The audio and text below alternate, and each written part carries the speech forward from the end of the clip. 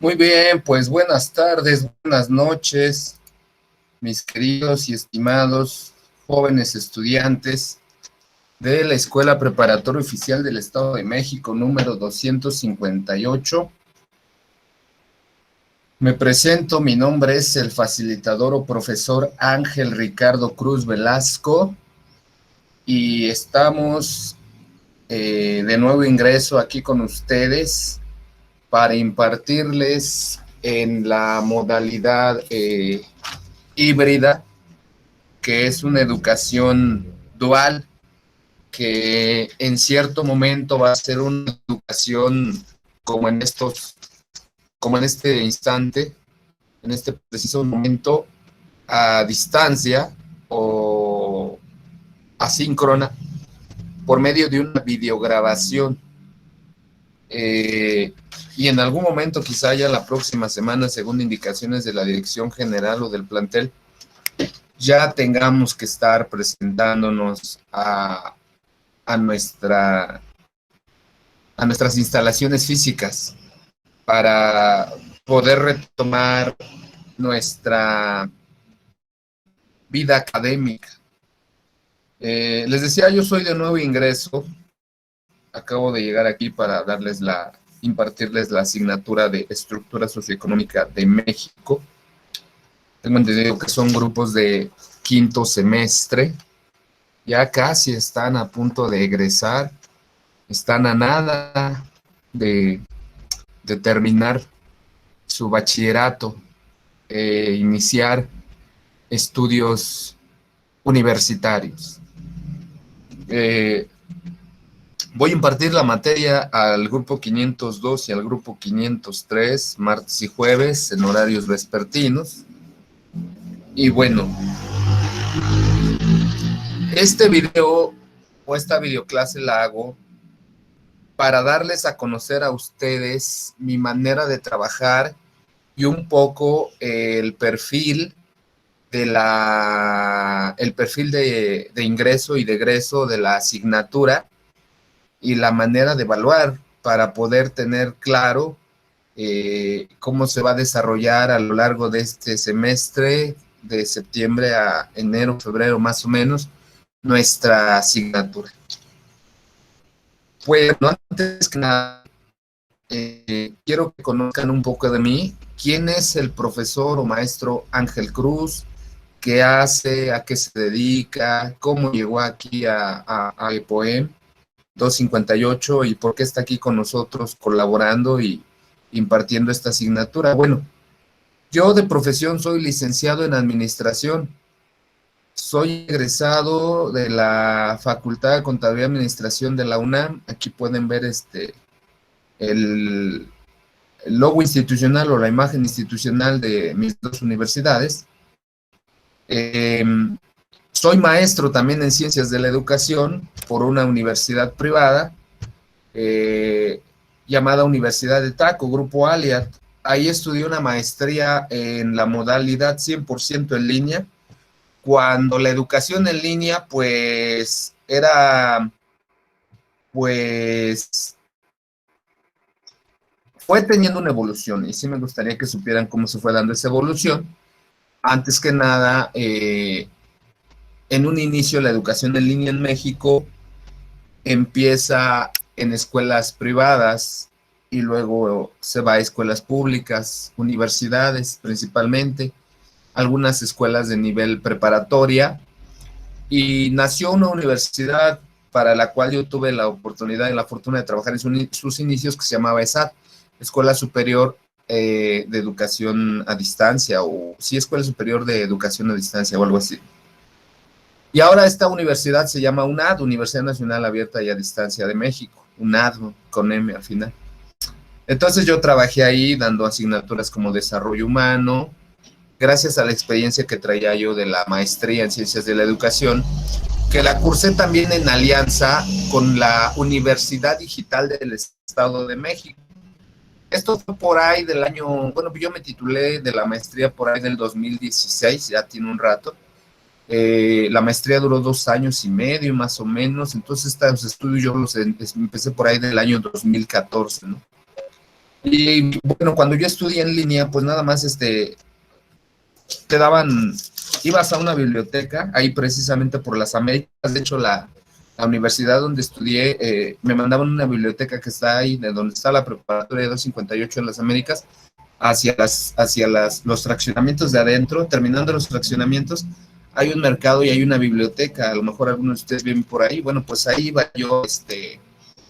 iba yo a recoger estos discos sellados, y solamente traían tu nombre y tu materia, ¿no? Por ejemplo, Aguirre Cruz, Velasco, Ángel Ricardo, asignatura número 10, gestión y Américas, ¿no?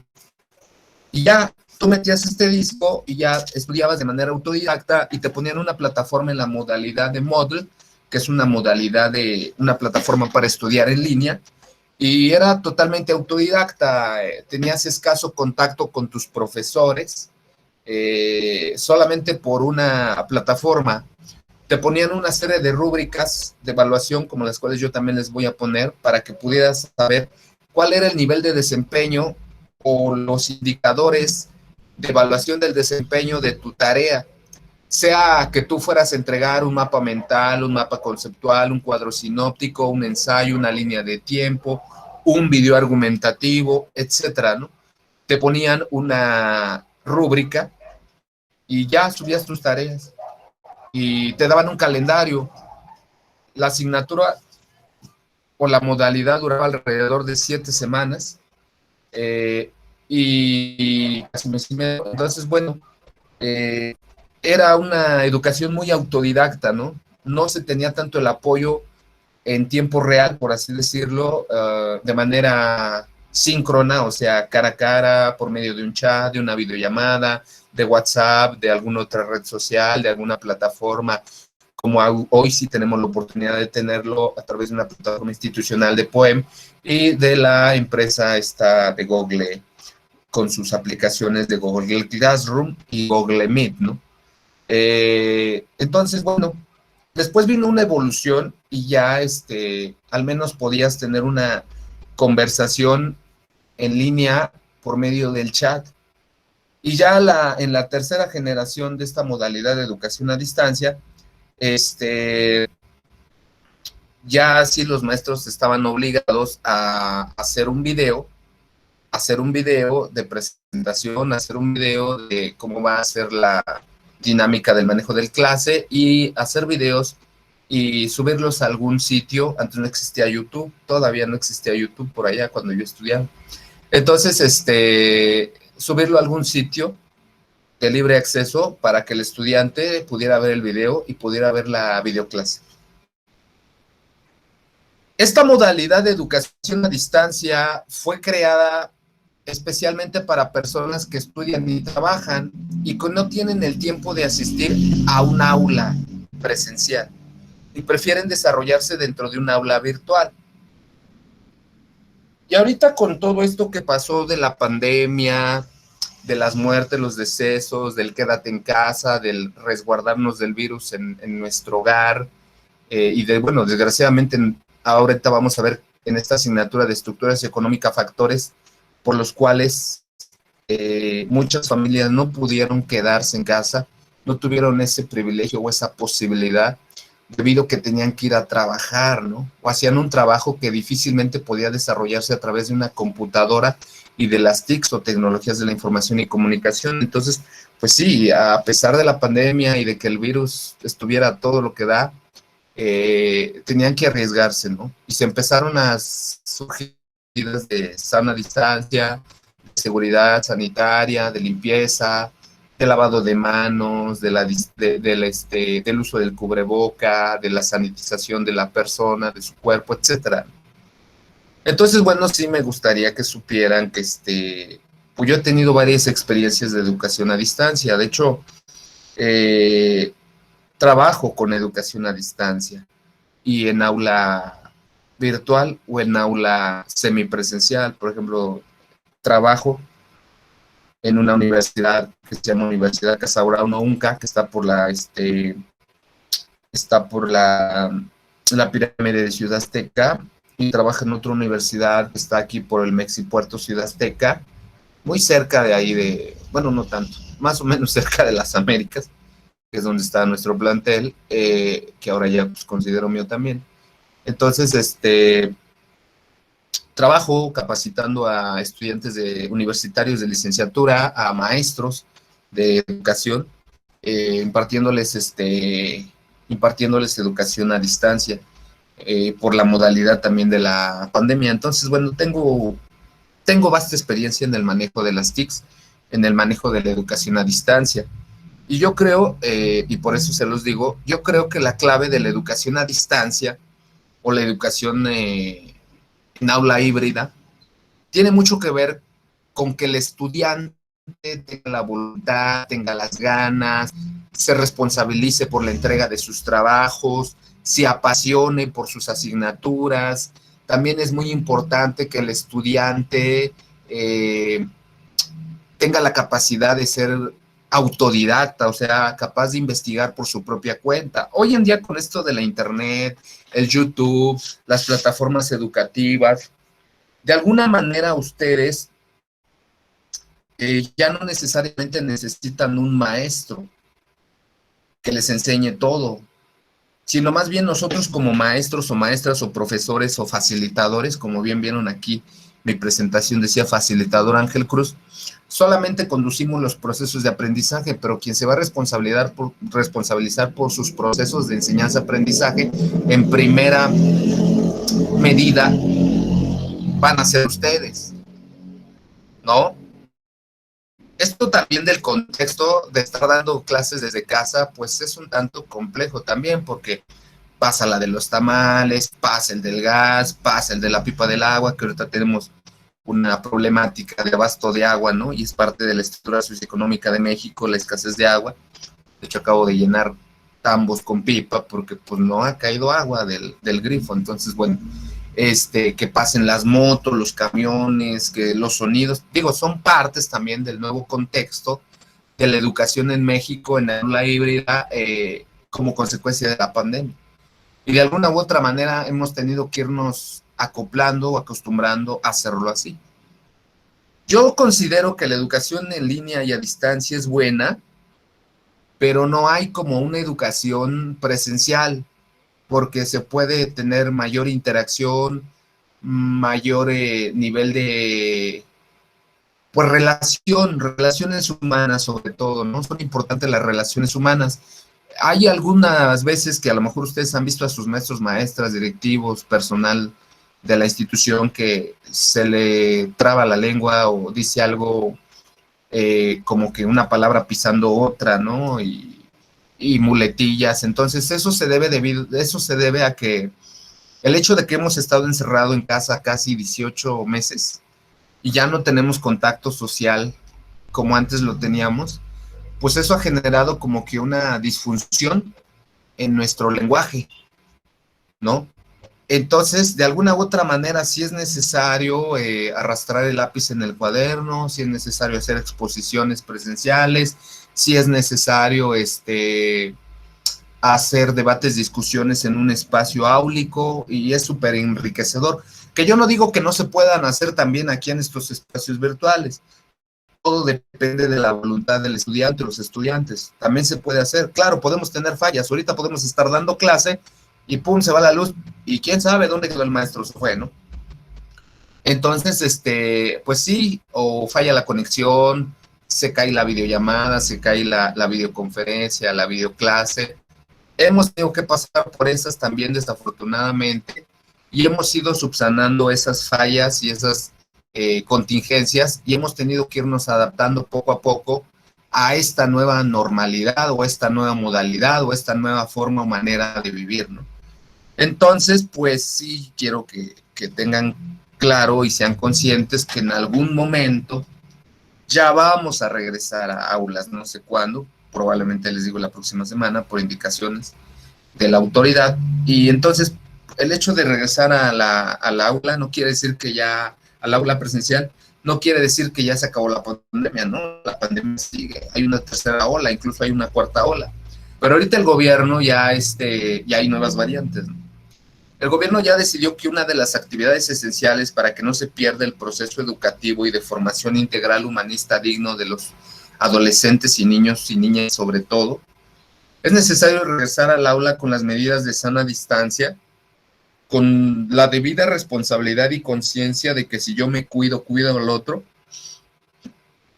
Y pues el plantel ya está haciendo sus labores para poder recibirlos en algún momento, bueno, recibirnos con gel antibacterial, con sanitización, con toma de temperatura, ¿no? Y de alguna u otra manera, pues también es responsabilidad de nosotros, la medida de lo posible, cargar eso, ¿no? Estos implementos de salud o de prevención de salud, ¿no? Ante esta pandemia.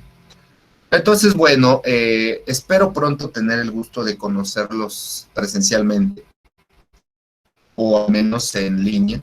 Y espero me den cámara, debatan, comenten, discutan, pongan sus aportaciones, porque esta materia de estructura socioeconómica de México, al igual que economía, es una materia, una ciencia social, que es muy, tiene que ver también con la parte social y la parte humanística de las ciencias sociales y humanidades, y pues para poder construir el aprendizaje, entender situaciones como qué es el capitalismo, la sociedad, la estructura, entender qué es el modo de producción, entender qué es la desigualdad, la equidad de género, temas tan interesantes como estos en esta asignatura, pues sí debemos de interactuar, de debatir, de analizar, de estudiar mucho, de leer mucho. Yo soy un maestro que es mucho le gusta mucho leer, soy come libros, por así decirlo, ¿no? Me gusta leer libros a la par, que puedo leer 2 o hasta 3 libros a la par, y los voy acabando poco a poco, ¿no?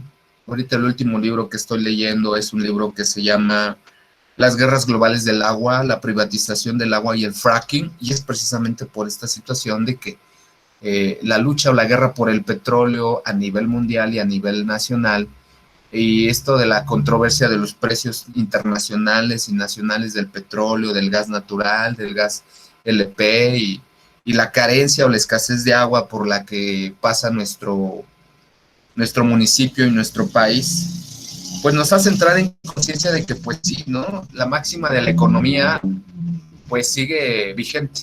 Los recursos son escasos. No hay agua suficiente, no hay medicamentos suficientes, no hay salud bueno, servicios de salud suficientes, servicios educativos suficientes, entonces hay escasez.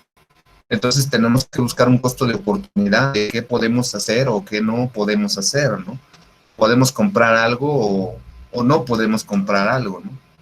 Por ejemplo, ahorita puedo comprar una pipa de agua y ya tengo agua, pero de repente se me acaba el gas, híjole, pues también voy a tener que comprar gas. Pero si nada más tenía, no sé, 300, 400 pesos, que fue con lo que pagué la pipa de agua, pues voy a tener que esperar a que me vuelvan a depositar o a que me llegue una entrada de dinero para con eso poder comprar el gas, ¿no? Porque también es algo bastante necesario. En las comunidades rurales o indígenas, pues sí tienen ese problema, pero tienen una alternativa, tienen un producto sustituto, como lo es la leña.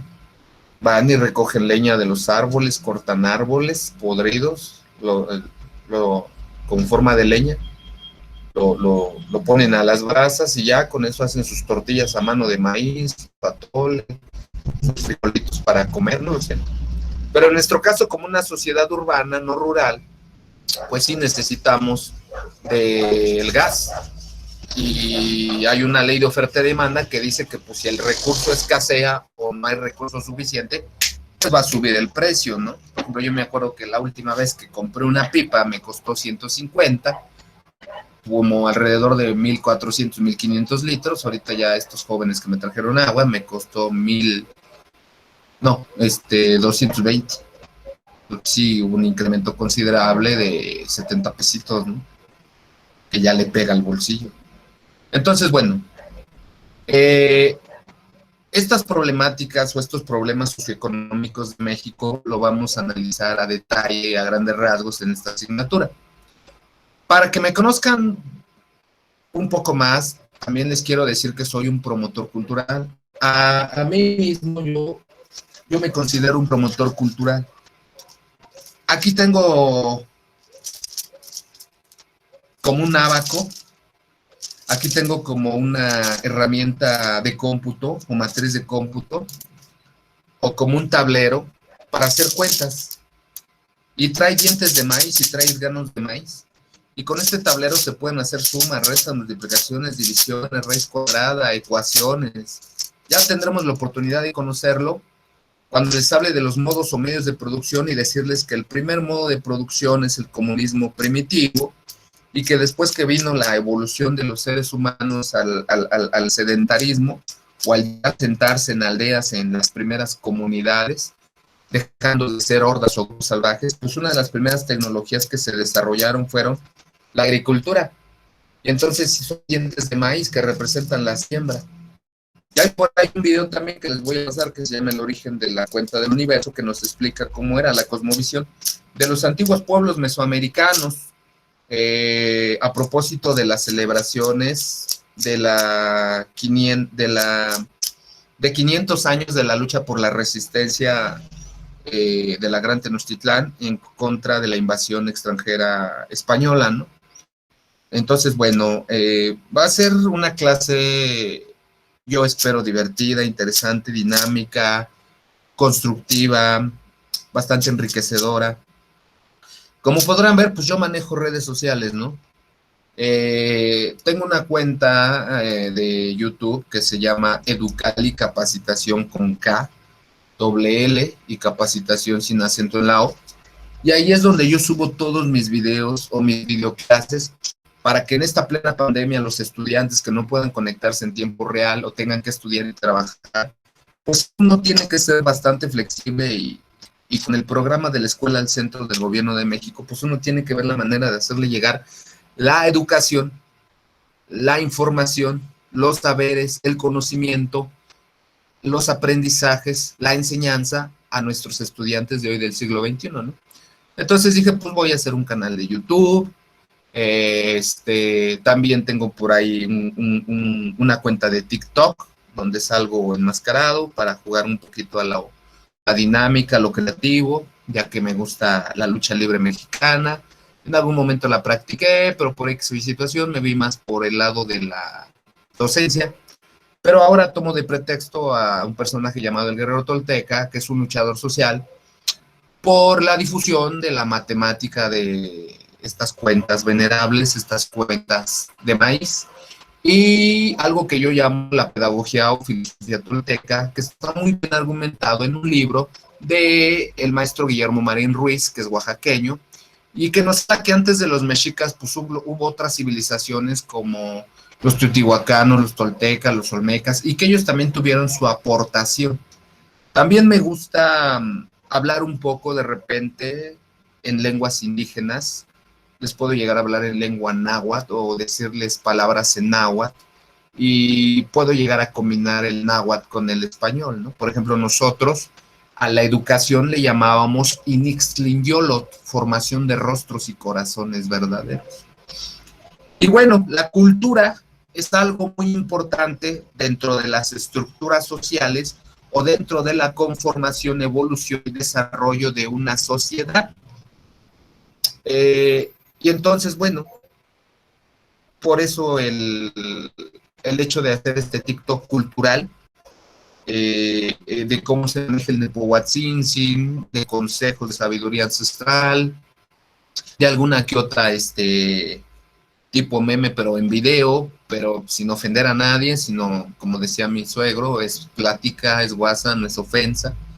Entonces, bueno, por eso me considero promotor cultural. Pertenezco también a un grupo mexicano llamado Sociedad Mexicana de Aztecología, Grupo de Estudios Filosóficos de Náhuatl Oriente, GEFAO, Guerreros del Corazón de Cuauhtémoc. O sea, soy mexicanista. Y quiero que sepan que hoy la nueva escuela mexicana, en la reforma educativa más reciente de este gobierno, del presidente López Obrador, pues pide eso. Y por eso me atrevo a meterlo y a traerlo a las aulas, ¿no? Educación digna, integral, socialista, humanista, educación en derechos humanos, educación en cuidado del medio ambiente, y eso lo vamos a ver desde el enfoque que ahorita les voy a explicar, de desarrollo sostenible y sustentable con la Agenda 2030. Cultura de paz, ¿no? Ya basta de violencia, de guerras, ¿no? Hay que fomentar una cultura de paz, de vida digna, de vida armónica, equilibrada. También llego a dar, bueno, ahorita en CECITEM doy una asignatura llamada ética, y ahí meto todo eso, ¿no? La ética, la moral, la vida digna, el buen vivir, todo eso. Y pues bueno, la ética se vive día a día y se demuestra con ejemplos y con valores y principios, ¿no? Entonces, pues soy promotor de esto. También el año pasado, en plena pandemia, para no estar pensando que si me voy a morir o me va a pasar algo más grave o me voy a enfermar, pues traté de concentrarme en cosas constructivas, en cosas productivas, y tomé un diplomado precisamente en emprendimiento social. El diplomado se llamó Creación, Desarrollo y Dirección de Empresas de Carácter Social. Y ahí aprendí muchas cosas como interesantes, como el comunismo mesoamericano de Anáhuac, la calpulicracia o cómo se manejaban las sociedades del México antiguo, el desarrollo sustentable, la Agenda 2030, la importancia de los derechos humanos en una sociedad democrática y participativa, la promoción y el respeto de ellos. Aprendí lo que era la economía solidaria o social, la economía circular o naranja, ¿no? Porque, pues desafortunadamente, o afortunadamente, no lo sé, ya lo debatiremos y llegaremos a una conclusión. Si es afortunado o desafortunado que vivamos en un modo de producción capitalista, donde la prioridad es el dinero, y nos olvidamos de la parte humanista, de la parte social. Precisamente esta materia, pues se llama así, estructura socioeconómica de México. O sea, sí está bien que el pueblo mexicano tenga dinero, que el gobierno administre el dinero, pero hay que analizar cómo lo administran, ¿no? Por ejemplo, en gobiernos anteriores había programas que apoyaban más y les condonaban impuestos a empresas privadas, tipo Bimbo, tipo Procter & Gamble, tipo, pues, instituciones bancarias financieras, ¿no? Y ahora el gobierno de México actual dio un giro radical porque sacó algo llamado programas de bienestar social. Y esos programas de bienestar social, entre ellos las becas a estudiantes, las pensiones a adultos mayores, el incremento de estos programas de bienestar social buscan combatir de alguna manera la pobreza, generar una mayor igualdad entre los miembros de una sociedad o comunidad y distribuir de una manera más equitativa y adecuada e igualitaria la riqueza del país, ¿no? Entonces, este diplomado de emprendimiento social me ayudó a construir una organización llamada Educal y Capacitación, que esa es como se llama mi canal de YouTube. Y es una cooperativa o una sociedad cooperativa integrada por maestros, por científicos, por investigadores, por filósofos, por matemáticos, por pedagogos, que se dedican a generar talleres llamados Laboratorio Kimbomba, donde utilizamos estas técnicas, ¿no?, ancestrales, matemáticas, filosóficas, para formar un buen vivir, una vida digna en el estudiante de hoy. E incluso me atreví a escribir un libro llamado Administración a la Mexicana desde el enfoque del México antiguo o algo así, ¿no? Y hago un análisis de la nueva escuela mexicana y los alcances que puede llegar a tener este nuevo modelo educativo tan digno y tan certero para poder formar mexicanos, mexicanas de buen vivir. Entonces, por eso me considero formador de emprendedores con un enfoque de impacto social. Aparte, llegué a trabajar ya hace algunos años como asesor de un modelo económico llamado Incubación de Negocios en el Centro de Capacitación para el Trabajo Industrial, alias ECATI número 90, aquí en el municipio que está al lado, Ciudad Nezahualcóyotl. Llegué a trabajar en eso y tenía que ir a buscar a municipios, pues sí, alejados de aquí, ¿no? A Huehuetoca, a Coacalco, a Villa del Carbón, a lugares alejados de aquí de Catepec, ¿no? A Zumpango, a Texcoco. Tenía que ir a buscar personas que quisieran emprender y quisieran poner un negocio. Nosotros les hacíamos toda la estructura financiera, social, económica, tecnológica, de producción, etcétera. Y el gobierno les ponía un dinero como becarios para que con ese dinero ellos arrancaran sus proyectos. El modelo de incubación, pues, ¿qué pasa, no? Haciendo la analogía con una incubación biológica de un ser humano, pues, ¿qué pasa? Cuando un niño, un bebé, una bebé nace como que débil, le falta oxígeno, como que no se desarrolla bien desde que fue embrión en el estómago de la madre y nace con problemitas de salud, pues lo meten como en una estructura de vidrio con tubos, con oxígeno, y eso se llama incubadora. Entonces, igual, cuando inicia una empresa, se le mete en un proceso de nacimiento, de creación, de embrión, de desarrollo, hasta que llega a ser totalmente productiva, independiente de la empresa y con el potencial de generar fuentes de ingresos y trabajo digno y productos para la comunidad, ¿no? Entonces, bueno, me interesa mucho que aprendan el modelo de la promotoría de la economía solidaria y del emprendimiento de sociedades cooperativas. Los aprendizajes esperados que se requieren de ustedes en esta asignatura de estructura socioeconómica de México son que ustedes al finalizar o bueno, durante el desarrollo de este curso sean capaces de analizar la realidad socioeconómica de la comunidad, la región, el estado o el país en que ustedes habiten. ¿Qué es una estructura social? ¿Qué es una superestructura? ¿Qué es el modelo económico? ¿Qué son los indicadores económicos o macroeconómicos? ¿Cómo se desarrollan o para qué sirven, ¿no? Por ejemplo, ahorita el presidente de México escribió un libro llamado La economía moral y ha cambiado de manera radical los indicadores. Eso es algo así como que digno de análisis para ver si es correcto o es incorrecto, están siendo certeros o se están equivocando los actuales gobernantes y administradores de esta nación y economistas, ¿no? Entonces, pues bueno, en el libro de Economía Moral dice que para que haya una vida digna, pues primero la gente debe de dejar la cultura, subcultura de la corrupción. La cultura y la subcultura es algo bien interesante en una sociedad, ¿no? Porque muchas veces yo me encuentro con estudiantes en algún plantel o institución que le digo, pues, ¿qué quieres ser de grande, no? Pues, ¿o qué quieres hacer con tu vida, no? Y tristemente me dicen, pues, novia de un narcotraficante si es mujer, o narcotraficante si es hombre, o halcón si es hombre. Digo, no, pues, ¿cómo crees? No quieres ser médico, ingeniero, inventor, abogado, contador, administrador, biotecnólogo, agricultor, no sé, alguna labor más digna que no promueva conductas antisociales y violentas destructivas.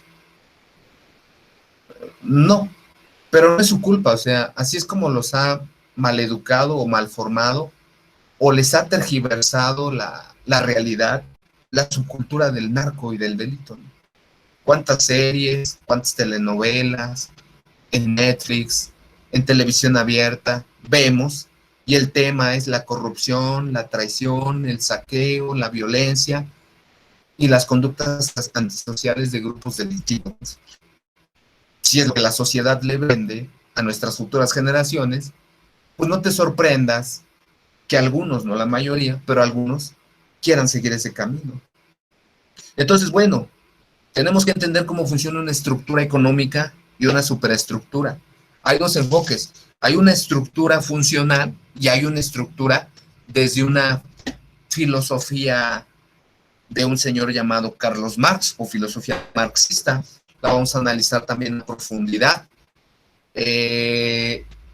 Vamos a ver cómo los indicadores económicos como el Producto Interno Bruto, la población económicamente activa, las tasas de desempleo, son importantes para poder entender si un país como el nuestro México, que se dice que es un país subdesarrollado, periférico y dependiente de otras economías, tenemos que entender por qué se dice eso, ¿no?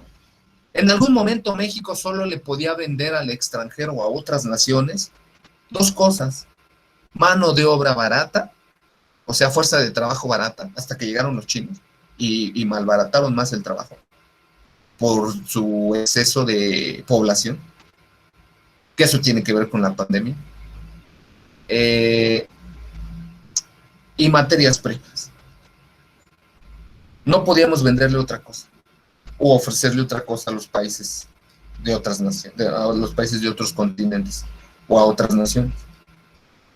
Ahorita este gobierno está tratando de hacer un esfuerzo desde los programas de bienestar social, que analizaremos uno por uno sus aciertos y errores, para que además de que se distribuya más equitativamente la riqueza a través de los programas de bienestar social, generar proyectos de infraestructura, de obra pública, de fomento de empleo, de fuentes de trabajo. Y el caso más cercano es del aeropuerto de Santa Lucía. Yo hace unos días fui allá por una situación personal que tuve con mi pareja. Y no, hombre, o sea, me tardé una hora en pasar de los límites de Tecámac a Zumpango. Porque el área de Santa Lucía, pues prácticamente se genera un tráfico que no tienen ustedes idea. A lo mejor algunos de ustedes tienen familiares por allá, o incluso igual le vive hasta allá y viene aquí a las Américas, digo, uno nunca sabe. O en Tecámac, no sé, ¿no? Yo que es el otro instituto donde trabajo, hay gente que viene desde Tecámac, ¿no? Entonces, bueno, pero sí da gusto ver cómo en el gran multiplicador, desde el enfoque de la teoría keynesiana del estado de bienestar social, que ya lo han de ubicar o ya lo han de tener presente porque lo debieron de haber llevado en Economía 1, cuando se analiza el enfoque de John Maynard Keynes, que dijo, bueno, pues si el pueblo se está muriendo de hambre, si la gente no tiene dinero, pues el gobierno tiene la obligación de repartir el dinero y si es necesario de pagarles $1 por hacer un hoyo a una persona y a otra persona pagarles otro $1 por cerrar ese hoyo.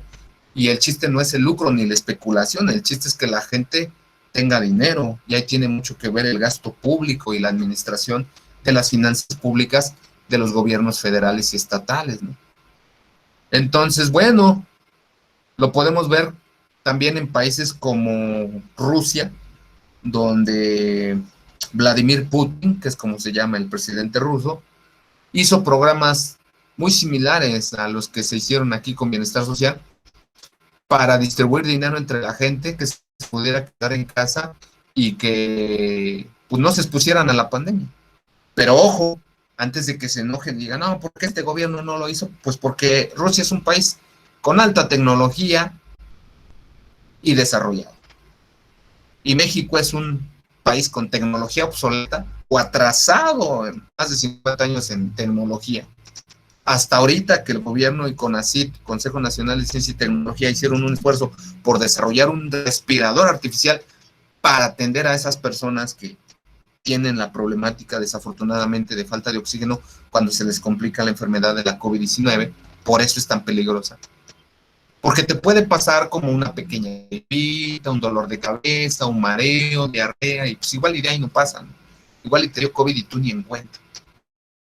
Pero si llegas a tener problemas de que tus pulmones se empiezan a llenar de flemas, se empiezan a cerrar de alguna manera, o tienes problemas para tragar o pasar la comida o para oxigenar de manera adecuada, tus niveles de saturación bajan considerablemente. Entonces ahí sí ya tenemos problemas, jóvenes, porque vamos a tener la situación de que igual vamos a tener que ser hospitalizados y tener que oxigenarnos, ¿no? Pero pues desgraciadamente México es un país subdesarrollado, atrasado, periférico o satélite de otras naciones, ya lo veremos, ¿no? Por ejemplo, México tuvo que sí o sí volver a firmar o refrendar la firma del acuerdo comercial con Estados Unidos y Canadá, el cual en un principio, si recordarán, o bueno, lo vamos a ver más adelante, se firmó en 1991, 93 por ahí, en el gobierno sexenio de Carlos Salinas de Gortari, ¿no? Y por una parte sí, estamos hablando de la globalización, nos vendieron que iba a ser una economía de primer mundo, que todo el mundo iba a tener dinero, iba a vivir mejor, pero a la larga nos volvió más dependientes de esas economías, ¿no? Entonces a eso se refiere de que pues, si yo me muevo, no me puedo mover sin ver qué es lo que quiere el país del que dependo, ¿no? Y eso se hace a través de programas de endeudamiento o de financiamiento, como los del Fondo Monetario Internacional, Banco Interamericano de Desarrollo, ¿no? Hay mucha gente que ni siquiera sabe qué es eso, ¿no? Por ejemplo, mucha gente no sabe si actualmente este gobierno sigue pagando la deuda pública histórica o no la sigue pagando, o si endeudó más al país en plena pandemia o no lo endeudó, ¿no? O si sigue siguiendo, bueno, si sigue al pie de la letra las recomendaciones de la Organización de Cooperación y Desarrollo Económico, o ya no, porque nuestro presidente dice, no, pues ya se acabó la era neoliberal, ya no somos un país neoliberal, pues no seremos un país neoliberal, pero sí seguiremos siendo un país capitalista. Y uno de los principales problemas del capitalismo es que el capitalismo genera desempleo. Y por otro lado nos dicen, es que ya se va a acabar con la pobreza, ¿no? No, mientras seamos un país capitalista jamás se va a acabar con la pobreza porque el desempleo o la falta de trabajo es lo que abarata la mano, la mano de obra. Y en consecuencia lógica, pues el capitalismo, su motor es el desempleo. Eso ya lo veremos más adelante cuando analicemos las teorías marxistas, ¿no? La plusvalía, la alineación, eh, toda esta situación, ¿no? La estructura marxista. Entonces, bueno, todo esto se llaman conceptos, categorías, teorías, que les permite reflexionar sobre las diferencias y desigualdades de su entorno, favoreciendo su conciencia social. Aquí les puse unos pequeños accesos a vínculos a videos, ajá, vínculos a videos. Ustedes los pueden ver. Ahorita no los voy a abrir porque como este video lo voy a subir a internet, a mi página, para que ustedes lo puedan ver, aquellos que no tuvieron la oportunidad de verlo, en la grabación en tiempo real, pues lo vean. Y es que algunos de ellos traen copyright o derechos de autor. Entonces, la otra vez en Cecitem les pasé un video que se llamaba Las 4 estaciones. Está bien interesante porque habla un poquito de la meditación japonesa, oriental, de la conciencia, la moral. Y me lo bloquearon parcialmente porque dice, este video trae imágenes de copyright, entonces para ya mejor evitar meterme en esos problemas, dije, ¿cómo le hago? ¿Cómo le hago? Si quiero que mis estudiantes vean los videos referentes y no llenarlos de tanto video en Classroom. Digo, bueno, pues se los pongo como hipervínculo, digo como vínculo de una página de internet en las diapositivas o en las presentaciones que les comparto, ¿no? Entonces ustedes aquí ven que está la manita, nada más dice ahí, da control más clic y ya se abre el video, ¿no? Bueno, y me regreso. A ver si no se abre, porque ahí está. Ok, hay algo en el modelo educativo que nos habla de los ejes transversales, los ejes sociales, los ejes ambientales y los ejes de la salud. Bueno, los ejes transversales es desde qué contexto, desde qué ámbito vas a aterrizar tu asignatura, ¿no? Y así es como nos lo piden en un plan de trabajo, una planeación didáctica que hacemos. Entonces, yo decidí aterrizarlo desde lo social, que es muy importante, porque es una materia social, estructura socioeconómica de México, desde el medio ambiente, porque pues por ahí dicen, hay una teoría, no sé, no me crean mucho, investiguenlo, igual y me equivoco, que una de las razones por las que se generó esta crisis de la pandemia y que precisamente empezó en Wuhan, China, porque aproximadamente la última cifra que teníamos de número de habitantes era alrededor de 7,000 millones de habitantes y solamente 1,000 millones eran chinos, o sea, bien poquitos, ¿no? Entonces, como ellos eran muchos, empezaban a desarrollar su economía de dragón y su economía de obsolescencia programada y cosas que iremos viendo más a fondo, pues alguien dijo, no, pues es que a la larga ellos nos van a acabar económicamente o comercialmente, entonces pues hay que detenerlos. Y la estrategia fue así como que pues vamos a desarrollar un virus para reducir un poquito la población y principalmente la población de orientales, pero pues salieron peor el asunto porque los chinos son bien hábiles y luego se pusieron las pilas y se organizaron colectivamente y construyeron un hospital en, no me acuerdo si en una semana o 15 días más o menos, pero no llegó al mes, y empezaron a atender a sus enfermos, ¿no? Después de que la variable esta de la COVID-19 nació en Wuhan. Por ahí dijeron que la variable surgió y nació porque alguien se comió una sopa de murciélago. Eso fue una falacia. Eso en lógica lo conocemos como falacia. Engaño, embuste o manipulación. Yo no creo que alguien haya caído esta versión. Este virus fue creado de manera premeditada, ventajosa y con toda intención de destrucción. ¿Por quién? No lo sé. O los invito a investigarlo. Lo que sí es que es un virus muy potente, muy fuerte y que muta. Tan es así que ahora hay 3 variables. Y por más vacunas que haya para contrarrestar a este virus, pues lo único que nos va a salvar, o bueno, nos va a ayudar a sobrellevar la pandemia y a poder, en la medida de lo posible, poder seguir con nuestra vida cotidiana o nuestra cotidianidad o vida rutinaria o nueva modalidad de vida, es comer más saludablemente, por eso la importancia de la salud. Hay un programa por ahí que nos está mandando tomar a los maestros de los diferentes sistemas educativos. POEM, CECIT, CEBETIS, Prepa UNAM, Politécnico, a todos nos está mandando, que es vida saludable. Este programa de vida saludable nos dice que les tenemos que explicar a ustedes cómo y por qué se deben de alimentar de manera más saludable.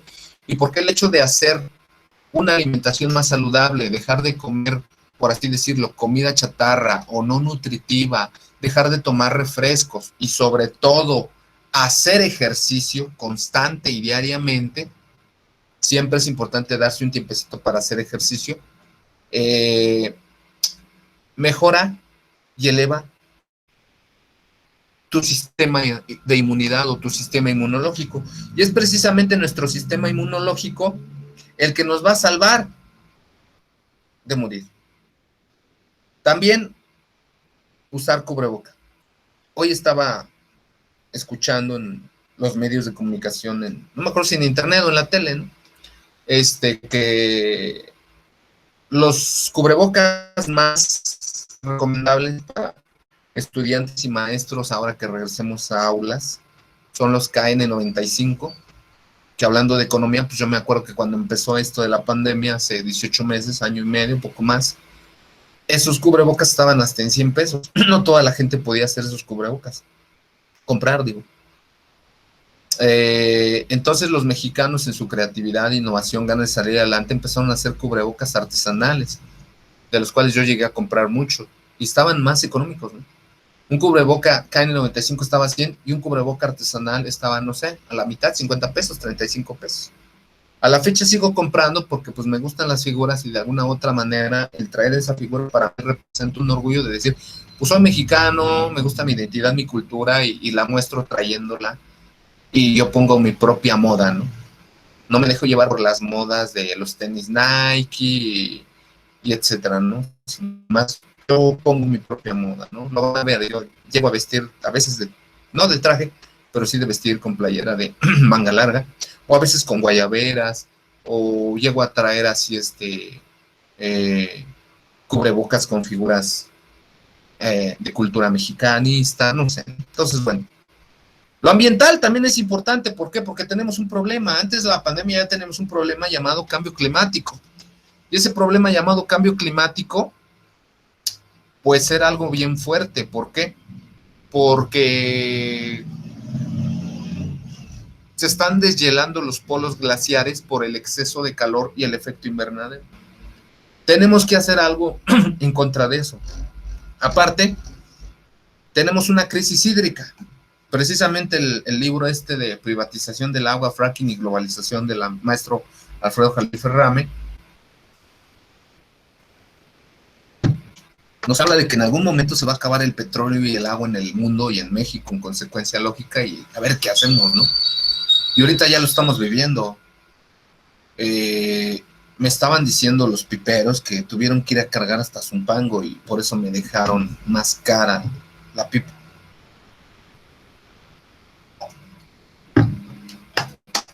Y uno no se puede poner a pelear con ellos o decir que está muy caro, que acá, pues uno como economista o administrador entiende que es ley de oferta y demanda, ¿no?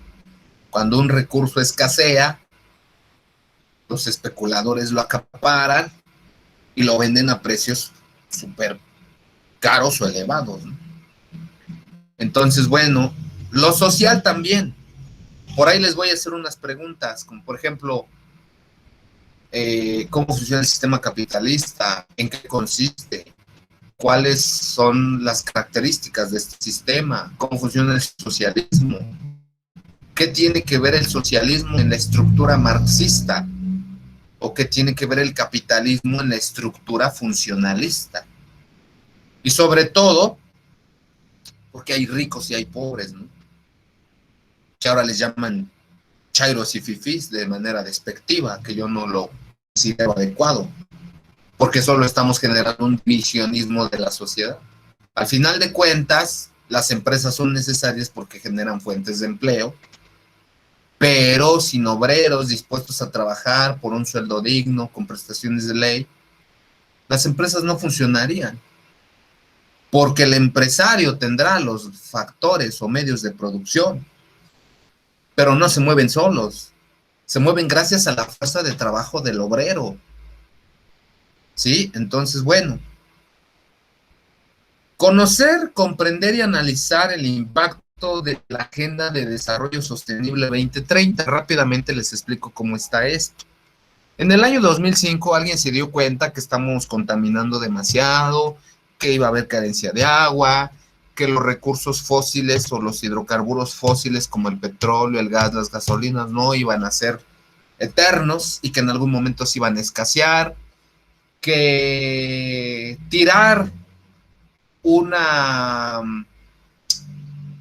bolsa de papas o una bolsa de pan o algún vaso de unicel al suelo le generaba un gran daño a la madre naturaleza porque tardaba en degradarse o en desintegrarse 250 años o más.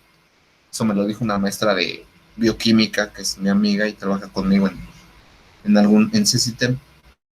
Cuando me dijo eso, ¿qué? ¿Cómo crees? Porque estábamos haciendo proyectos de sustentabilidad y entonces hacíamos cosas como esto, ¿no? Agarrábamos los discos de acetato o de vinilo que ya no usaban porque estaban rayados, o los CDs, que ya no se podía leer la información un equipo de cómputo, y los hacíamos como bolsitas de mandada, ¿no? Con ropa reciclada, con ropa que ya no se usa, las lonas que generaron campañas políticas de X o Y grupos políticos, la recogíamos de los postes de las calles de Catepec y hacíamos como que mochilas, maletas con ello. Claro, del lado de donde no venía la propaganda, ¿no? De los políticos. Entonces, proyectos como esos, ¿no? También en algún momento tuvimos la oportunidad de ir a Metepec a proponer el uso de bicicletas, de ciclovías, de transportes alternativos que no contaminaran. Fue así, o contaminaran menos. Fue así como nació las ciclovías en Ecatepec, el Mexibus, entre otros proyectos, ¿no? Paneles solares.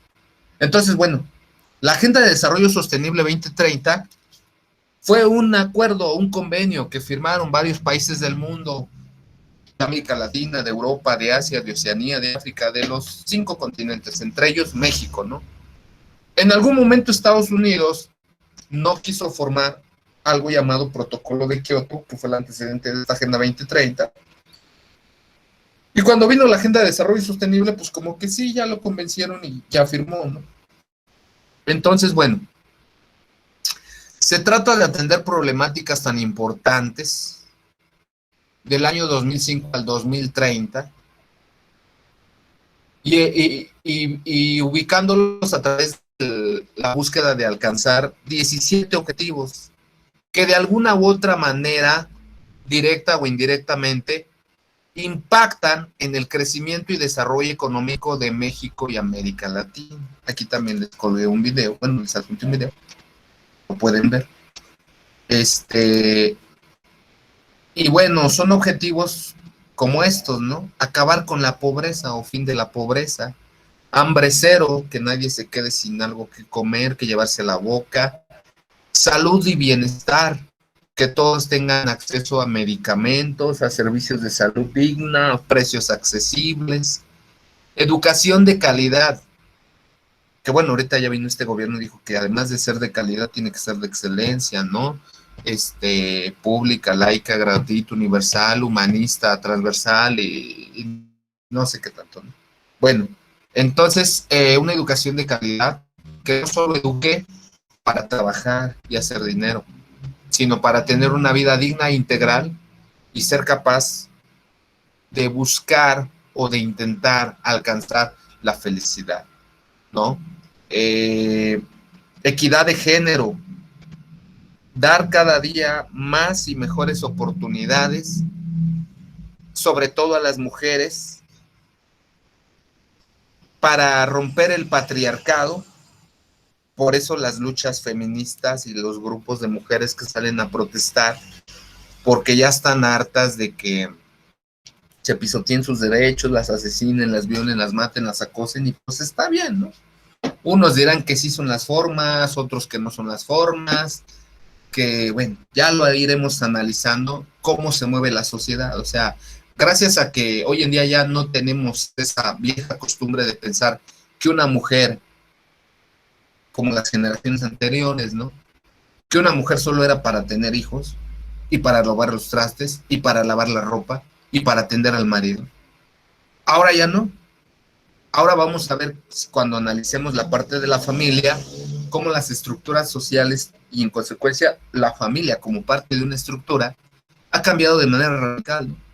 Ya no es la familia nuclear tradicional de papá, mamá, hijo.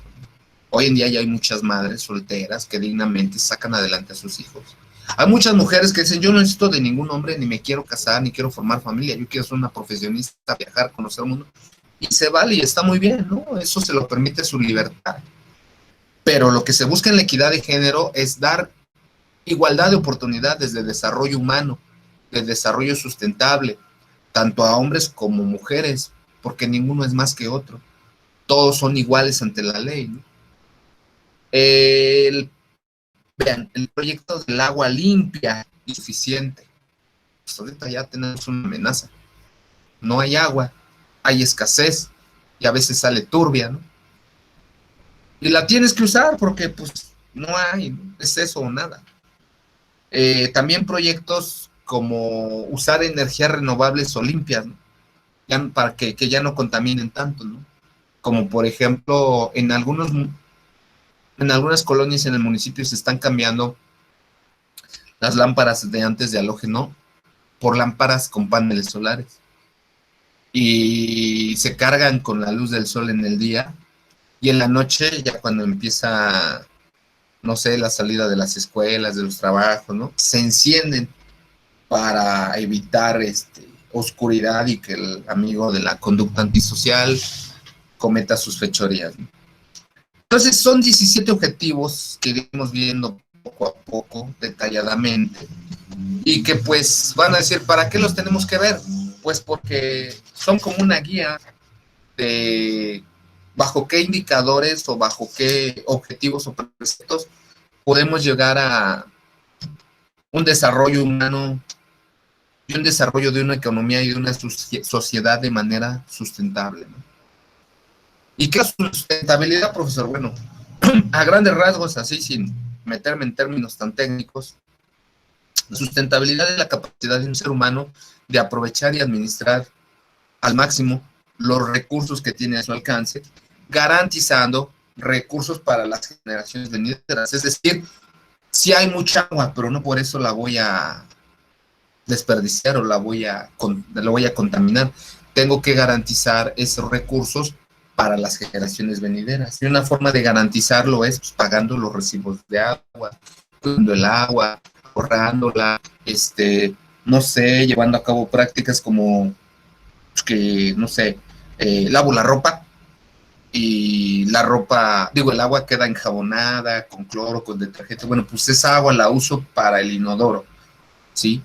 Eh, o me lavo las manos, ¿no? También ahorita es una práctica, ante la escasez de agua es una práctica que yo hago, o sea, cuando no tengo agua, pues me tendré que lavar las manos con gel porque pues no hay agua. Pero cuando hay agua, trato de usar poquita agua, me lavo las manos con jabón y agua, y esa agua la voy echando poco a poco en un recipiente, y cuando ese se llena, esa agua es la que utilizo para el sanitario, ¿no? Entonces, bueno, eh, hay tecnologías también como paneles solares, como biodigestores.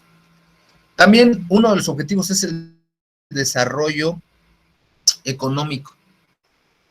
Aquí hay dos palabras, crecimiento y desarrollo económico. Vamos a ver las diferencias de uno y otro. Cuando hay un crecimiento que solamente se ve en el incremento de los indicadores de los grandes agregados macroeconómicos como el Producto Interno Bruto, la tasa de empleo, las tasas de interés, el incremento de las negociaciones con el extranjero, bueno, las exportaciones.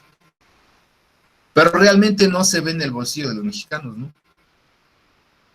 Porque como ustedes saben, hay una micro y macroeconomía, eso ya lo saben de Economía 1. La microeconomía es la ciencia social o la parte de la economía, que es una ciencia que estudia la administración y la escasez de los recursos en una sociedad y cómo ésta satisface sus necesidades y deseos. Y la microeconomía solamente estudia la relación entre familias y empresas. Y la macro es más compleja, la macro estudia todos los grandes agregados económicos. A eso súmale otras empresas, otras familias, el gobierno, otros países, las relaciones comerciales entre ellos, en lo cual entra esto de la globalización o la estandarización de procesos o unificación de procesos productivos económicos, ¿no? Y ahí entran las franquicias, los clusters, los holdings, que son modelos de negocios internacionales. Entonces, bueno, vida submarina también. Fíjense que estaba lloviendo ayer también, en TV Azteca, creo. Hay un pez por ahí que se llama pez diablo y su nombre científico es Plecustomus, ¿no? Antes tiene un nombre, pero su apellido es Plecustomus. Y es un pez que es limpiapeceras. ¿Por qué es limpiapeceras? ¿Y por qué lo sé? Porque mi hermano es acuariofílico, o sea, es fan de los peces. Y en sus despachos, en sus oficinas que tiene, porque él también es profesor, él es psicólogo, dice que son los limpiapesas, porque tiene plecustomos así grandes. Y ahí andan, ¿no? Junto con un japonés, junto con un pez, no sé, diferentes peces de especies. Y ese plecustomos es el que limpia las peceras, que no se opaquen, que no se manchen, que no se dañen, ¿no? Entonces estaba yo viendo que de alguna u otra manera esos peces están prácticamente acaparando o asaltando el mar en Yucatán, en Veracruz, y que esos peces se están comiendo o están acabando con las especies endémicas de la zona, como por ejemplo la tilapia, las mojarras, ¿no? Y entonces eso está generando un problema económico para los productores, porque pues esas zonas como Veracruz, Yucatán, Campeche, pues su actividad económica principal es la pesca, y la pesca de especies de este tipo, ¿no? Tilapia, mojarra, salmón, peces que ya que los llevas al mercado comercial, formal o informal, pues tienen muchos nutrientes, ¿no? Tiene omega 3, omega 6, omega 5, tiene muchos nutrientes que ayudan al cuerpo humano, ¿no? Entonces, una de las maneras de conservar la salud, pues es comer pescado. Pero también tiene sus desventajas, ¿no? Porque por ahí hay algo que se llama enfermedad de Minamata, que es un pescado contaminado con mercurio. ¿Qué es la enfermedad de Minamata? Pues tú, por desgracia, ¿no? Te comes un pescado con mercurio y se te puede hacer algún tipo de cáncer cerebral, un tumor, algo así. Eso es peligrosísimo.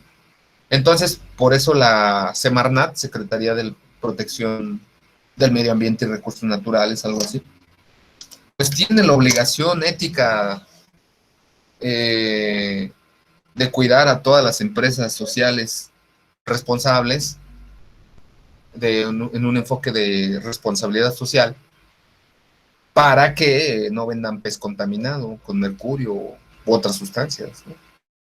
Entonces, por eso viene aquí el objetivo de vida submarina, o sea, ver cómo van la situación esta de garantizar un producto nutritivo, sano, limpio, a buen precio. Que ahí también entra la Profeco, ¿no? Entonces, estos organismos como los que yo menciono, instituciones, secretarías del gobierno o dependencias del gobierno como Profeco, Semarnat, pues son parte de la superestructura de una sociedad, ¿no? De una sociedad económica. Entonces, bueno, también la situación aquí vemos un arbolito, la situación de medio ambiente. Este gobierno hizo un programa llamado Sembrando Vida, que tuvo tal impacto y tuvo tanto éxito que incluso fue llevado a la frontera del sur. El gobierno de Estados Unidos, de Donald Trump, antes de irse, puso un dinero para que a través del gobierno de México se implementara algo muy similar al programa Sembrando Vida en Salvador, Guatemala, todas esas zonas, para poder reactivar la actividad, para poder reactivar pues sí, la actividad económica y poder evitar los fenómenos de migración, que también son un problema económico, ¿no? La migración es un gran problema. ¿Por qué la gente migra? ¿O por qué la gente cambia de su lugar de origen y se va a otros lados? Pues porque se acaban los recursos, porque ya no hay oportunidades de empleo, ya no hay oportunidades de vida digna, hay demasiada violencia y delincuencia. Entonces, hay muchos factores por los cuales una persona o una familia o miembros de una sociedad o comunidad llegan a moverse de su lugar de origen, ¿no? Entonces, bueno, entre muchos otros, ya los iremos viendo. Contenidos específicos de estrategia. Yo manejo, como es una ciencia social, yo manejo una actividad llamada comunidad de indagación. Y en esta comunidad de indagación yo les hago una serie de preguntas para que ustedes participen en un debate, discusión, ya sea virtual o presencial, y contesten esta serie de preguntas, ¿no? Yo les puedo preguntar, ¿qué es la economía? Bueno, aquí me falló un dedazo de la económica. La economía. ¿En qué consiste? ¿Para qué sirve? ¿Qué significa el cambio social? Porque ahorita dicen que hay un cambio de gobierno. A mí no me interesa si hay un cambio de gobierno, de partido político, de grupos de poder. Eso a mí no me importa. A mí como ciudadano, miembro de una sociedad mexicana, me interesa si verdaderamente está habiendo un cambio social, un cambio de paradigma social. Si verdaderamente se está combatiendo la desigualdad, si verdaderamente se están haciendo programas para contrarrestar y disminuir los índices de pobreza en México, si verdaderamente los programas de salud, de empleo y de vida digna son mejores y suficientes o son peores que anteriores administraciones. Entonces, ¿por qué debe de haber un cambio? ¿Por qué es necesario un cambio? Hay algunos, por ejemplo, vamos a ver más adelante, que la teoría de estructura funcionalista dice que las cosas ya están dadas y que debe de haber un orden y equilibrio y que debe de funcionar de manera homeostática, tal y como si fuera un organismo vivo, ¿no? Por ejemplo, nosotros somos un ser vivo, un ser biopsicosocial, y tenemos una serie de sistemas, sistema nervioso, sistema digestivo, sistema respiratorio, sistema endocrino, sistema reproductor, etcétera, ¿no? Entonces, cada sistema se vincula o se relaciona con otro sistema y cumplen una función. Por eso se llama teoría estructural funcional. Pero cuando alguien no cumple su función, o su tarea, por así decirlo, pues el sistema se desarmoniza, se desequilibra. Entonces ya la estructura no funciona, o se corrompe, o se vicia, o se daña, como si le diera un tumor o un cáncer. Esto es una analogía, ¿no? Por ejemplo, me platicaba un amigo mío que es médico hematopatólogo del Politécnico Nacional, llegó a ser director del Centro Médico La Raza, luego se volvió un emprendedor social, así tuve la fortuna de conocerlo.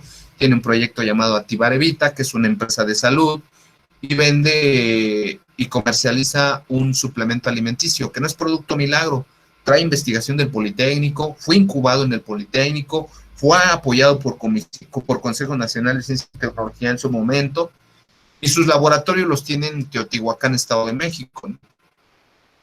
Y él con ese producto Activar Evita, o con ese suplemento alimenticio, o con ese medicamento científico, si lo quieren llamar así, ha ayudado mucho a las personas en pandemia ahorita de COVID a reforzar su sistema inmune. Hay por ahí otro producto llamado factor de transferencia, que también es del Politécnico, que ha ayudado mucho a reforzar la inmunidad de la gente, ¿no? Entonces, bueno, eso está bien. ¿Hay un cambio en el avance y en la evolución de la ciencia? ¿O nos seguimos curando con plantitas, con herbolaria, que tampoco es malo, ¿no?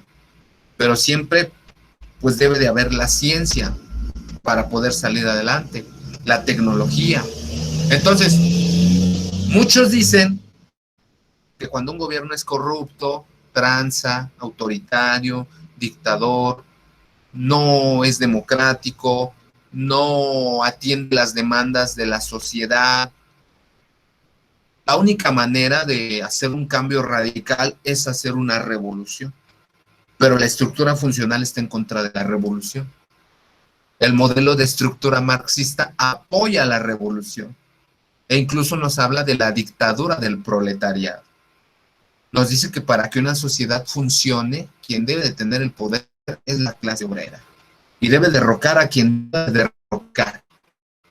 Entonces, está fuerte, está complejo, está interesante esto. Ya lo iremos viendo más adelante. Entonces, es lo mismo transformación social. Por ejemplo, ahorita el gobierno de México, ¿no? Que la 4T y que la cuarta transformación. ¿Qué es eso? ¿Por qué le llaman cuarta transformación? ¿Transformación de qué? ¿Qué es transformar socialmente a un país o a una comunidad, ¿no?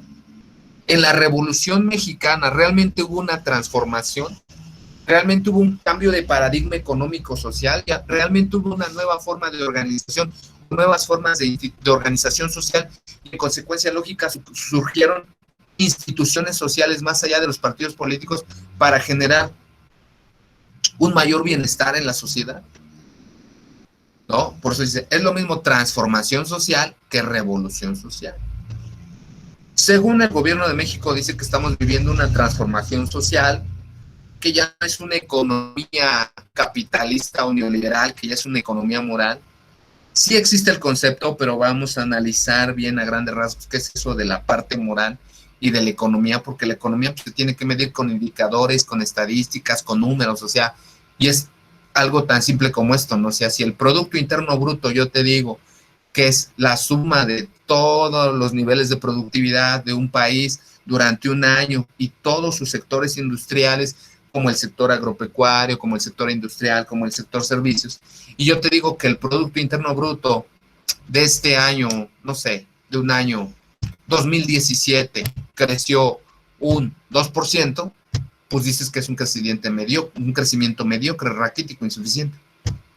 Pero si yo te digo que este año 2020 decreció un 1.5%, vas a decir, no, pues es que el gobierno de México es un que no sabe administrar, es lógico porque el gobierno y el presidente de México pues es político, no es economista, ok, sí, espérate. Pero ya tomaste en cuenta que hubo una pandemia, ya tomaste en cuenta que hubo desempleo, ya tomaste en cuenta que murió gente, ya tomaste en cuenta que vino una amenaza externa por contingencia llamado COVID-19, SARS-CoV-2, que vino a dar al traste con todo y vino a complicar todo. No, bueno, pues entonces esa es una transformación. La sociedad cambió, los modos de producción están cambiando, las formas de organización están cambiando. Sí, ya no estudiamos en aulas presenciales al 100, ahora estudiamos en aulas presenciales al 20 y al 80 en aulas virtuales, ¿no? Ya no trabajamos al 100 en oficinas, ahora trabajamos un 50-50, oficina, casa, no sé. ¿Sale? Entonces, ¿y qué es una revolución social? Una revolución nos dice que algo evoluciona. ¿Por qué evoluciona o para qué evoluciona? Para que se dé un cambio.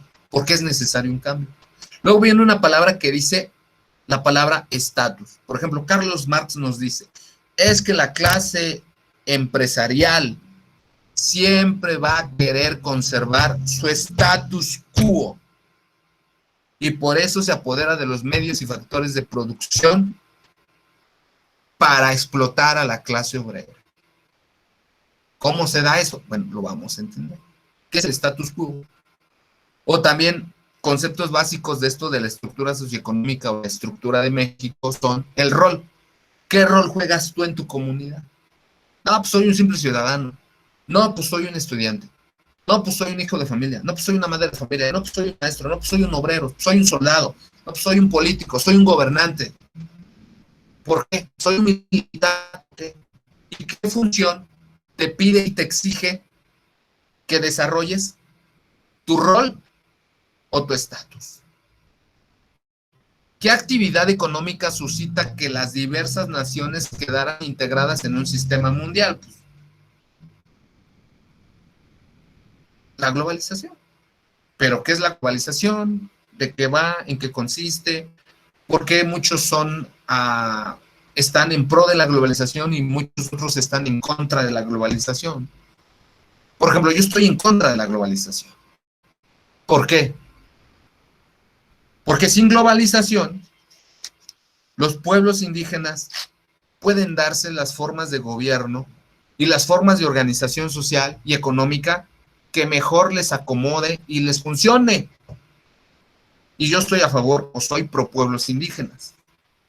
También soy pro derechos humanos. Con globalización, a los pueblos indígenas los obligan a dejar de sembrar sus parcelas, a venderle sus parcelas de maíz a empresas transnacionales como Monsanto, nacionales como Minsa, Maseca, y ya los procesos de producción de maíz ya no son tan orgánicos, ya no son tan naturales, y contaminan el maíz metiéndoles algo llamado agentes transgénicos o sustancias trans, y eso solo lo hacen por un hecho de abaratar los costos de producción. Ah, pues está bien, ¿le van a sacar más a la venta del maíz? Sí, pero la factura que se tiene que pagar es que el hecho de usar agentes o sustancias transgénicas en productos, en frutas, en alimentos, a la larga, a esta persona que consume muchas cosas trans, le puede dar cáncer, de cualquier tipo. ¿Se vale? ¿Es correcto? ¿O por darle prioridad a la cuestión de la acumulación de riqueza, especulación, amasamiento de fortuna, se está sacrificando a la sociedad inconsciente, ignorante, inculta, no preparada, desinformada, como parte de las masas, para que un pequeño grupo de élite de poder y empresarial siga dirigiendo los hilos de la economía de este país. Entonces, la globalización es peligrosa. Sí está bien. La globalización nos ayuda porque gracias a la globalización pues, surgió en el Internet y nos podemos comunicar.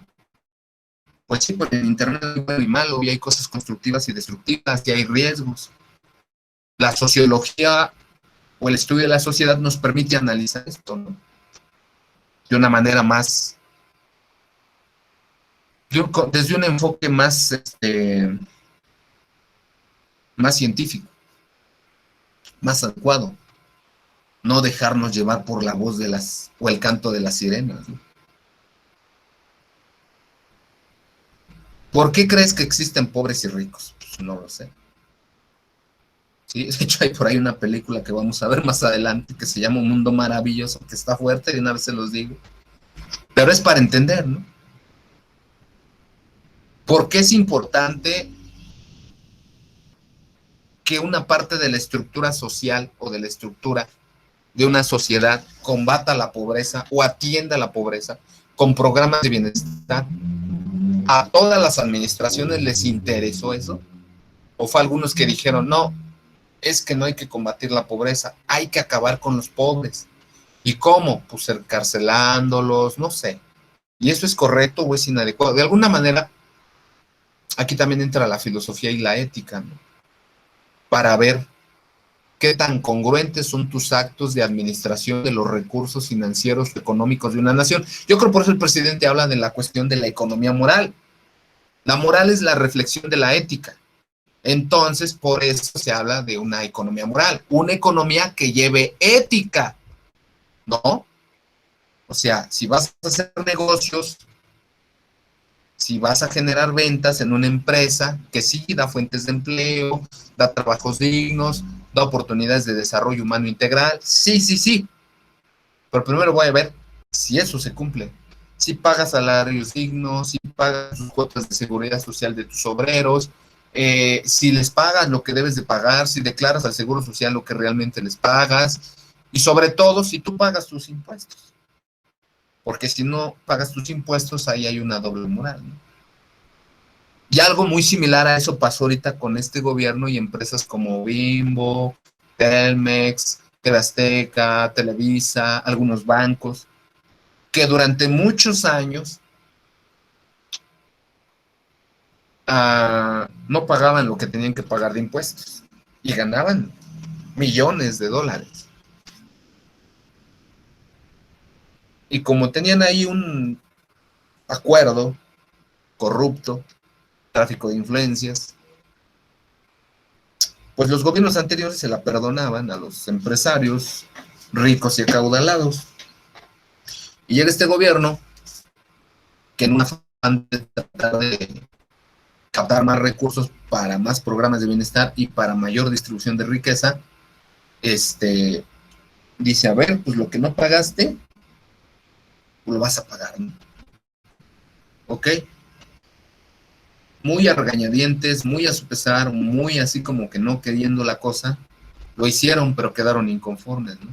Y empezaron a hacer grupos de oposición al gobierno de México, como Frena, como grupos de partidos políticos que empezaron a decir, no, es que este señor nos quiere convertir en un país socialista, y el capitalismo es lo mejor que le puede pasar a una sociedad.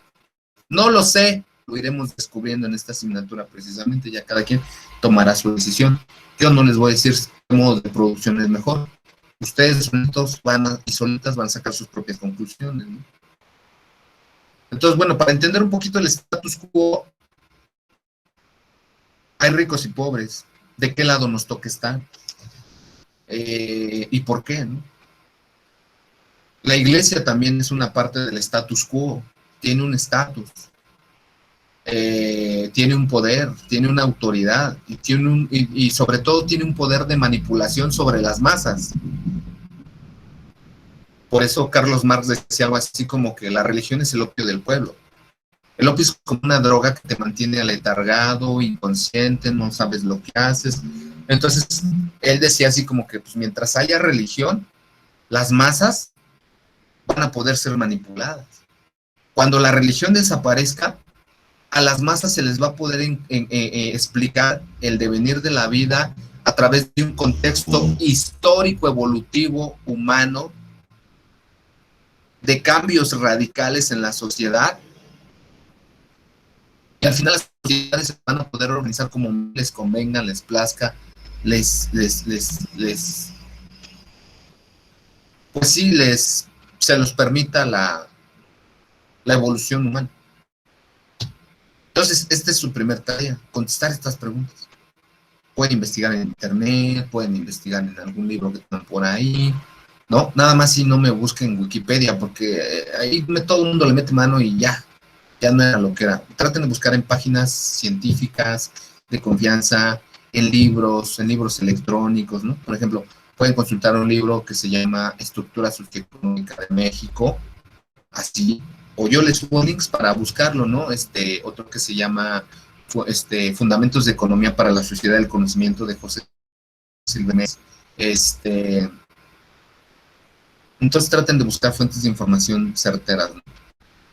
¿Qué producto van a hacer ustedes una vez que hayan contestado estas preguntas y ya hayan entendido esto de lo que es la sociedad, la comunidad, la escuela, la familia, la estructura, los modos de producción, la estructura de necesidad, todo eso? Van a tener en mente la comunidad en la que viven, la escuela donde viven o la familia, y van a dar 5 ejemplos que se dan en esos grupos sociales o instituciones de una superestructura, 5 ejemplos de roles y 4 ejemplos de estatus. Ya en el aula, en el momento que regresemos, vamos a hacer un debate entre nosotros, compañeros y compañeras, sobre las posibilidades de movilidad social ascendente para las personas de menores recursos económicos en tu comunidad, o las posibilidades de desarrollo o de crecimiento personal, profesional, financiero, económico, ¿no? Por ejemplo, ahorita estaba yo viendo un fenómeno bien interesante.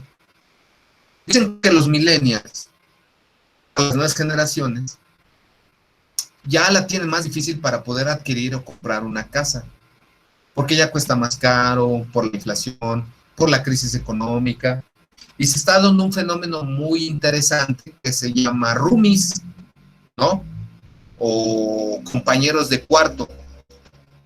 Ya la gente, la pobreza en México es tanta y la distribución de la riqueza en México es tan inequitativa e injusta que a la gente ya no le alcanza ni para comprar una casa, ni para rentar una casa solo, sino que, o sola. Tienen que buscar una pareja para decir, ok, ¿cuánto cobran de la renta de la casa?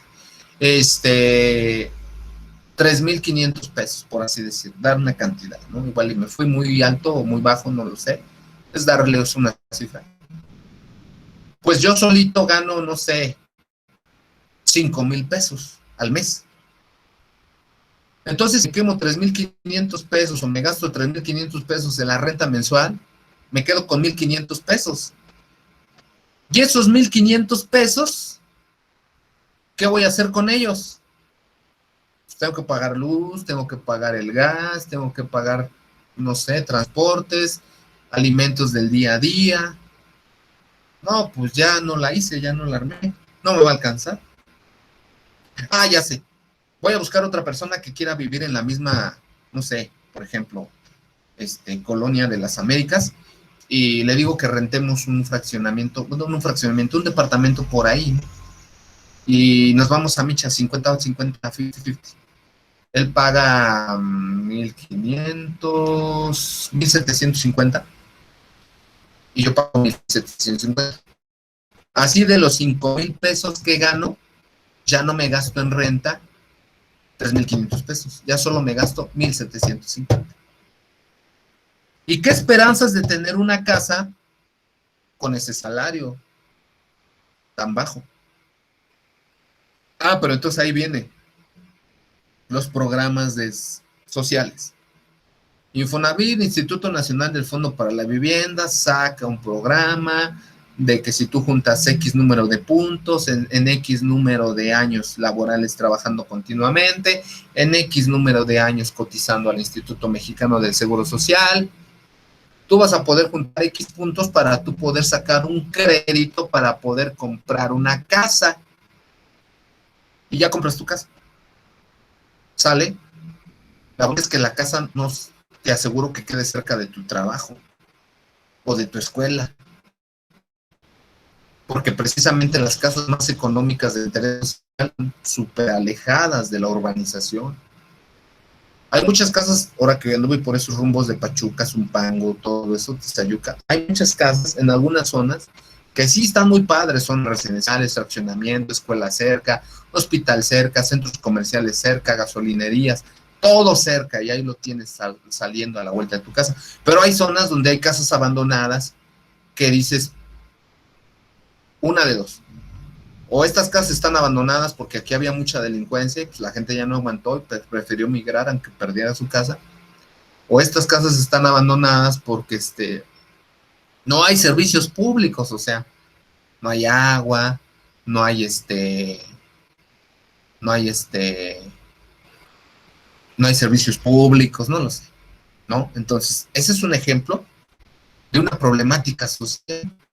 A ustedes, si se casan, se juntan, tienen hijos, no adoptan, quieren vivir solitos ya cuando sean adultos, ya cuando sean jóvenes adultos, cuando sean independientes, cumplan la mayoría de edad, comiencen a trabajar, les va a costar un buen hacerse de una casa. Entonces, esos son fenómenos sociales, ¿no? Debate con sus compañeros y compañeras sobre las posibilidades de movilidad social ascendente para las personas de menores recursos económicos en tu comunidad. Y con ayuda de alguna app o plataforma TIC como Canva, Prezi, Slider, Geniali, elabora un mapa conceptual de tus conclusiones, explícalo por medio de un video y súbelo a la plataforma de Google Classroom para elaborar un debate y discusión con el resto del grupo. ¿Cómo voy a evaluar esto? Pues por medio de un mapa conceptual. Ese mapa conceptual de todos estos temas que estamos viendo o abordando tiene que contener unas conclusiones y estas van a ser evaluadas con una rúbrica, con niveles de desempeño excelente, bueno, suficiente, insuficiente, y algo decir cuándo es bueno, cuándo es excelente, suficiente, no sé, ¿no? O sea, hizo su mapa conceptual, ok, cumplió suficiente.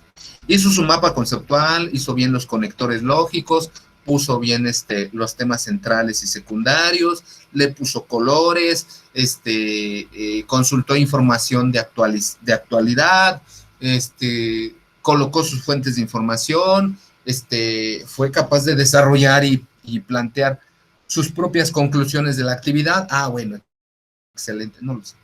¿Sale? Y esto lo van a coevaluar entre ustedes, entre los integrantes del equipo que haga el mapa conceptual, para que sean capaces de evaluar su desempeño en un trabajo colaborativo. ¿Qué es la sociedad? Sociedad es un término amplio por el que se entiende a un conjunto de individuos que convive bajo normas comunes, bajo una definición así, la primera de la que ofrece el diccionario de la Real Academia Española, tanto un país, un pueblo, una comunidad, como un panal de abejas o una organización empresarial puede constituirse como ejemplos de sociedades, pero también hay tipos de sociedades. El término sociedad proviene del latín societas, derivado de la luz socius, que se traduce como aliado o compañero. Entonces, en una sociedad debe de prevalecer esto, debe de haber compañerismo o cooperativismo o cooperación. Es decir, que el rasgo central en la idea de la sociedad tiene que ver con la cooperación, o sea, con estar en el mismo bando o del mismo lado, ¿no? Por ejemplo, ahorita en la política te dicen luego, eres de izquierda, de centro, de derecha. Todo eso de ser de izquierda, pues vas a estar a favor de ciertas posturas, ser de derecha a otras, ser de centro, pues eres un poco más neutral, ¿no? No sé, algo muy rápido. Eres de izquierda, eres a favor, estás a favor del aborto y estás a favor de, pues no sé, la cultura y el apoyo a los pueblos indígenas. Estás a favor de crear empresas con un enfoque social, sustentable, crear empresas no solo que lucren, sino que también generen un bienestar social. ¿Eres de derecha? ¿Estás en contra de los grupos indígenas? ¿Eres a lo mejor de la religión católica o alguna religión y eres antiaborto, ¿no?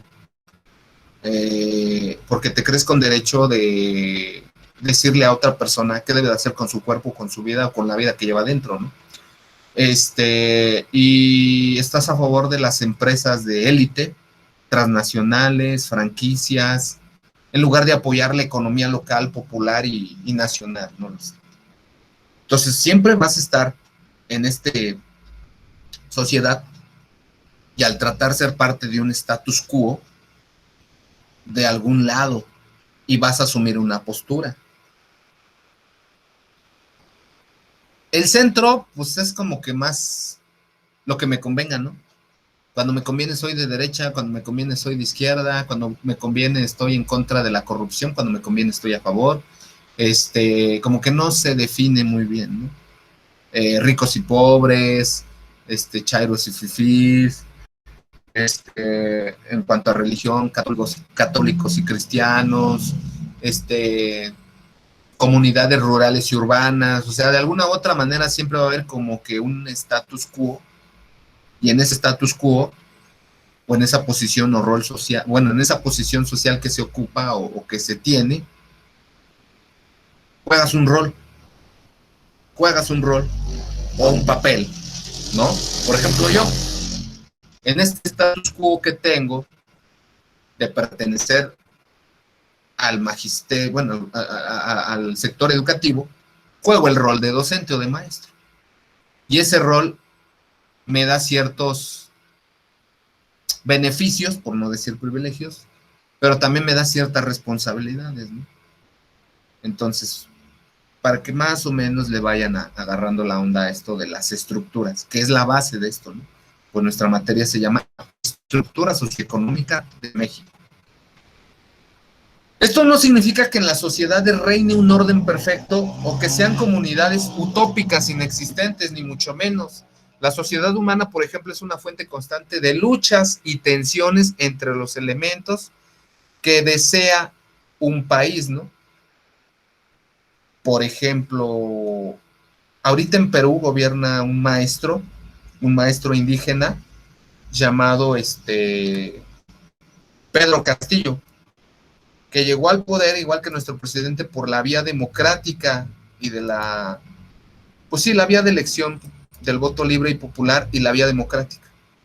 Pero como ya está haciendo programas de bienestar social y ya le está exigiendo a las empresas que paguen lo que deben, ya está estableciendo programas de empresas cooperativistas, los de la derecha, que tienen un status quo y que no lo quieren perder, ya lo están atacando con fake news, con noticias falsas, lo están tildando de dictador, de populista, de ignorante. Y ya prácticamente están diciendo que pues fue un error haber votado por él, porque las políticas públicas o de gobierno que él está proponiendo a favor de una sociedad menos privilegiada, menos acaudalada, menos empoderada, una sociedad más como de clases populares o pobres o nivel adquisitivo bajo, pues no les está conviniendo, no les está conviniendo, no les está conviniendo, ¿sí? Entonces, pues sí.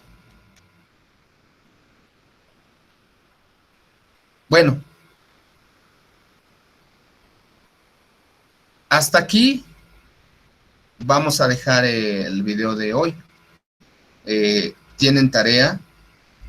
Espero haya quedado clara la forma de trabajar para poder pues seguir con esto, ¿no? Más adelante ya vamos a ver cuáles son las características, cómo se da origen a una sociedad, sus características, qué es la sociedad y el Estado, la cultura en una sociedad, la estructura, superestructura y demás, ¿no? Pero ya lo veremos en la próxima clase. Entonces, espero tengan la oportunidad de ver esta clase y la analicen y la tomen en cuenta para poder continuar la próxima clase con nuestros temas. Muchas gracias y cuídense mucho.